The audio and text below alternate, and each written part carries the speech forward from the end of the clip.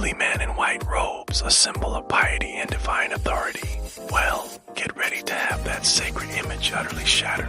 What if I told you there was a pope who turned the Vatican into his own personal brothel? A pope who didn't just have a secret family, but used his own children as pawns in a deadly game of power. A man so corrupt, his name became synonymous with poison, incest, and the complete mockery of God himself. This isn't a schlocky horror movie. This is the story of Rodrigo Borgia, who became Pope Alexander VI. You are about to discover the sickening truths that the church has tried to bury for 500 years.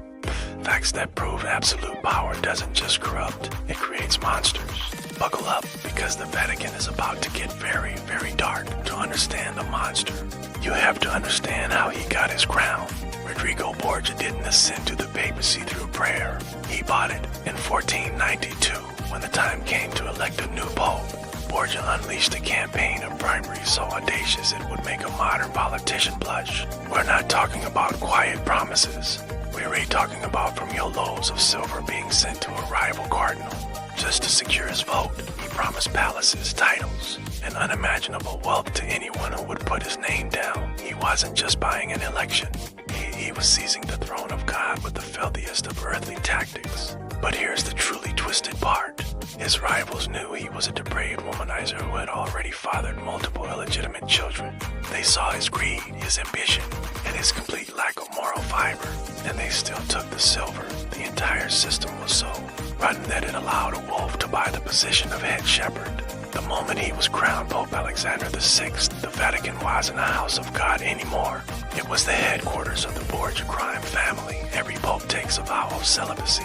Alexander VI treated that vow like a joke. He had a long-term mistress, Vanaza de Catane, but whom he had for children he openly acknowledged: Cesare, Giovanni, Lucretia, and Geoffrey. But he didn't just acknowledge them, he paraded them.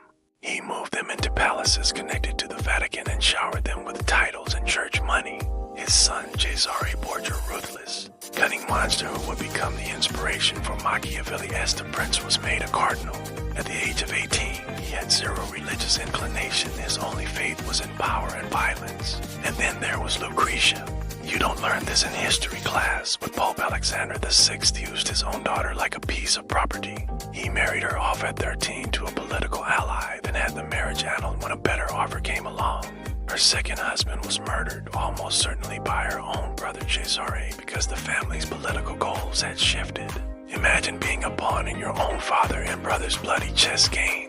Rumors of incest between Lucretia and Cesare, and even their father, the Pope, were so rampant that they were accepted as common fact throughout the courts of Europe. Whether true or not, the fact they were believable tells you everything you need to know about the family that ruled the church. You think the corruption was just political? You're tragically mistaken.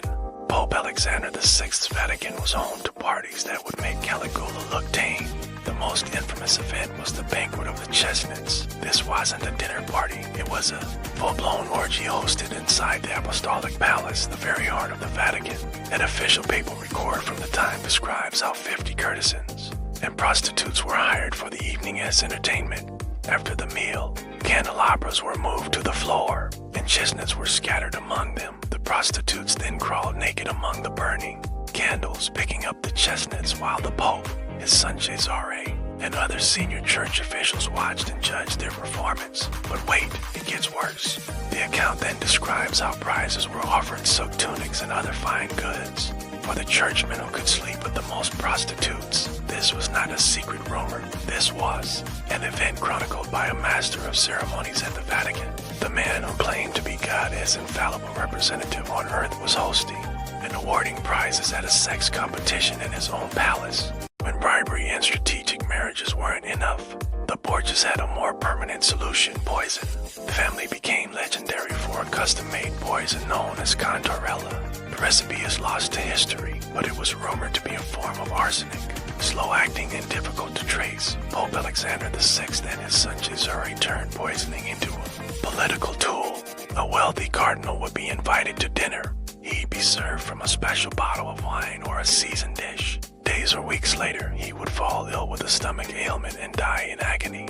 And here's the masterstroke of their evil genius. Upon the cardinal's death, all his wealth and property reverted back to the church, which meant it went straight into the Pope's hands. They weren't just killing their enemies. They were funding their empire with the assets of their murdered victims. It was a perfect, self-sustaining cycle of death and profit. Dozens of wealthy churchmen met their end this way, their pleas of sickness dismissed until it was too late. You'd think a man who lived such a monstrous life would have a peaceful end, right? Wrong. In 1503, Alexander VI fell violently ill after a dinner party. The irony is sickening. It's widely believed he and Cesare accidentally poisoned themselves, intending to kill another cardinal. His death was as grotesque as his life. His body swelled up so dramatically it was described as no longer having the form of a human. It turned black, bloated with gases. The stench was so overwhelming that workers refused to go near it. They had to roll the Pope's decomposing corpse in a carpet and literally jump on it, just to stuff it into a coffin that was too small. His body was so putrid and horrific that it was seen as divine judgment. The man who had worn the robes of God had become a biohazard, a festering monument to his own sins. He left behind a legacy not of faith, but of fear, proving that even the holiest office on earth can be hijacked by the most profane of men. His reign wasn't a chapter in religious history, it was a masterclass in how to turn a sacred institution into a personal empire of sin, sex, and death. The church survived the Borgia Pope, but his story serves as a terrifying reminder that the greatest demons are often the ones wearing halos. If these dark secrets of the Vatican shocked you, hit that subscribe button, because history is filled with holy men who were anything but, and just getting started.